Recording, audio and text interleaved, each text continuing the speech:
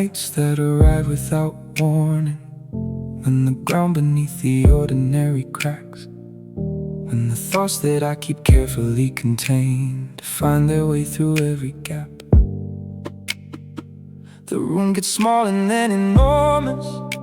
The ceiling and the floor trade places twice, and everything I know about myself stops feeling like enough to hold the night. I don't call anyone on nights like this. I've learned that most hands reach but cannot hold the particular weight of what descends on me when everything goes dark and cold. But there is one thing that I reach for, one thing that has never failed to find the floor, one sound that cuts through all the static, one voice that opens every locked and heavy door. I don't always have the words to tell you what your voice does to the darkness when it comes. I only know that I was drowning and you spoke, and something in me found the surface, found the sun. Your voice, my only comfort in the hours that have nothing left to give. Your voice, my only comfort, the reason that I remember how to live. Not the grand things, not the answers, just the sound of you existing in my ear. Your voice, my only comfort, is the one thing in the darkness that has never disappeared, that has never disappeared.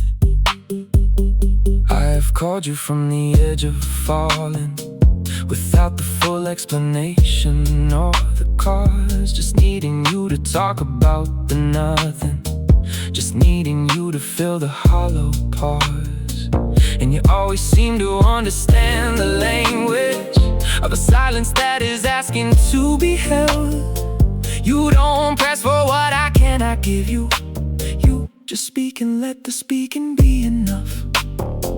You've talked me through the worst of what the mind does, through the spiraling in the 3 a.m., through the version of myself I get most frightened of, through the places I don't let most people in. And I don't know if you have ever fully grasped it, but your voice against my ear is meant to me. How it works like something almost pharmaceutical, how it reaches what no other thing can reach. There is medicine that lives inside your cadence. There is something in the rhythm of your breath, something that reminds my body it is living when the mind is gone too close to something else. Your voice, my only comfort in the hours that have nothing left to give.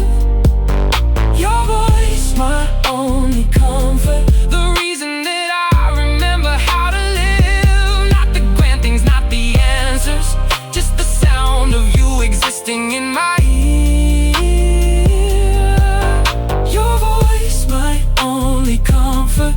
one thing in the darkness that has never disappeared, that has never disappeared. I wanna tell you what the dark looks like from the inside on the nights it comes for me. It looks like every version of myself I failed at. It looks like every person I will never be. It's not dramatic, it's not cinematic, it's just quiet in the most unbearable way. Like the volume of existence has been lowered until there's almost nothing left to say. And then your voice, your ordinary, unremarkable, magnificent voice, comes through the phone like light through a keyhole. And suddenly there's something to hold on to. Suddenly there's something that is weight. Suddenly the room stops being only darkness and becomes the place where you and I relate. And I breathe for the first time in what feels like hours. I breathe, and I don't have to explain it, and I don't have to justify the need for something this specific and this simple. I just need your voice, I just need you to speak. I just need the proof that somewhere in this universe there is a frequency that belongs entirely to you, that no one else could replicate or copy, that exists in all the world for only you to use. And you use it without knowing what you carry. You use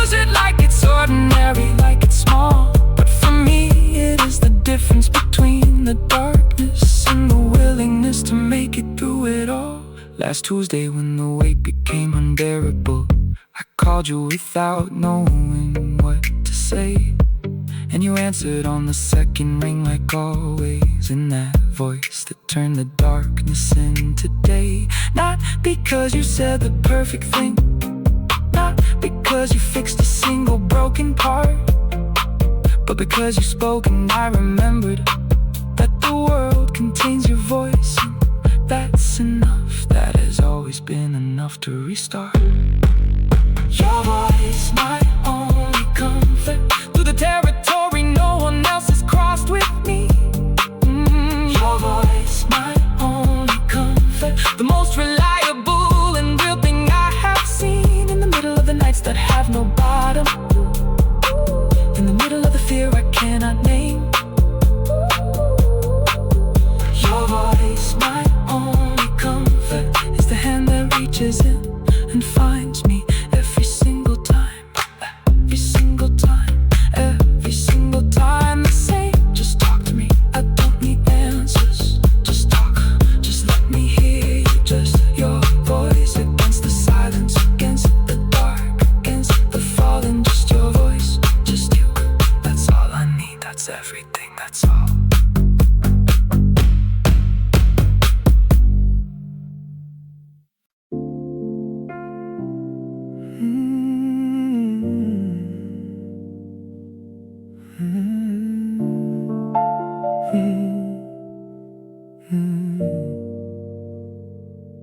There are things that language was not built to carry, things that live between the syllables and breath, things that only happen in the margins of the spoken and the seen and what is left.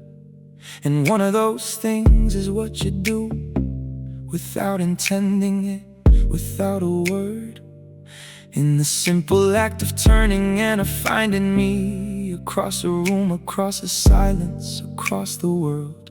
I have stood inside a storm of my own making, with the noise of everything I couldn't hold, and found you looking at me from across it, and felt the storm go quiet, felt the chaos fold. Not because you did a single thing to stop it, not because you moved or spoke or came to me, but because your eyes arrived before the rest of you, and something in them said you're safe, you're seen, you're free. I don't know what to call the thing you give me, with a look that lasts no longer than a breath, something that was never given a name, something older than the words we have for it. Sheltered by your glance, in the space between the looking and the found, sheltered by your glance, in the quietest and most profound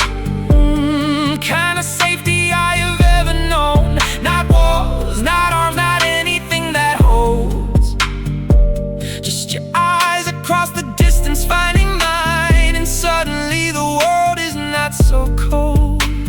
Suddenly the world is not so cold.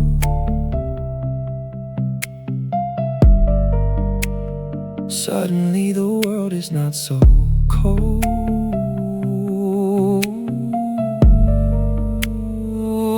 I have read about the way that light behaves, how it bends around the things it passes through, how it carries information in its wavelength, how it changes what it touches as it moves. And I think about that when you look at me, about what travels in the beam between your eyes and mine, something that rearranges what it finds there, something that restores what time had left behind. There are crowded rooms where I lose myself completely, where the noise becomes a pressure and a weight, and I scan the faces not because I'm searching, but because I know that finding yours will make it safe. And when I do, the room does not get quieter, the people do not disappear, the night goes on, but something in my chest recalibrates its breathing, and I remember who I am, and I go on. It is such a small and weightless thing to witness, But I have felt cathedrals in that moment. I have felt the whole world quiet to a sound. Sheltered by your glance, in the space between the looking and the found. Sheltered by your glance, in the quietest and most profound kind of safety I have ever known. Not walls, not arms, not anything that holds. Just your eyes across the distance finding mine. And suddenly the world is not so cold. Suddenly the world is not so cold. I wonder if you know what your eyes do when they land on me without a reason or a cause. Just the ordinary turning of your gaze, just the natural pause. I wonder if you feel the thing you send me in that fraction of a second that it lasts. Something that undoes the careful distance, something that makes everything feel vast and small at once and still at once. And hell, there are people who have never felt this, who have never been received the way you receive me, who have moved through life entirely unsheltered by a pair of eyes that found them and could see them. And I think about how different that must feel, to be visible but never truly seen, to be looked at by 100 pairs of eyes and still to wander somewhere in between. But I have been seen by you, and that is not a thing I take with careless hands. That is the most important thing that's ever happened in the quiet space where love begins and understands that it does not need the grand or the dramatic, does not need the burning or the storm. It only needs two people in a moment, and a glance that says I see you. You are home. You are home. Tonight at the table with the others, when the conversation pulled in every direction away, you looked at me across the cups and candles in that way that only takes a second to convey everything. And I held it for the rest of the evening, folded it inside the chest like something pressed in gold, like a letter that you didn't have to write me, like the warmest thing that I have ever been told without a word. Sheltered by your glance, in the holiest and smallest of the ways. Sheltered by your glance, through the ordinary and the complicated days. I am not required monuments or declarations. I am not required anything that shines. I have only ever needed you to find me, across the room, across the noise, across the time. Sheltered by your glance, forever by your glance, by your glance, by your glance. Just look at me, that's all. Just look at me, and I am home. Just look at me, the way that only can look, and I am sheltered. I am home. I am home.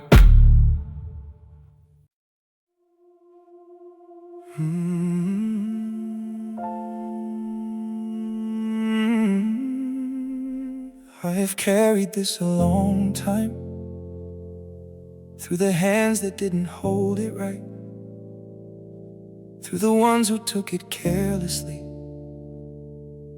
and left it out alone at night. I have learned to wrap it carefully in layers that the years have taught me well. I have learned which parts to show to people and which parts are mine alone to keep and never tell. I am not someone who does this lightly. I am not someone who forgets what breaking costs.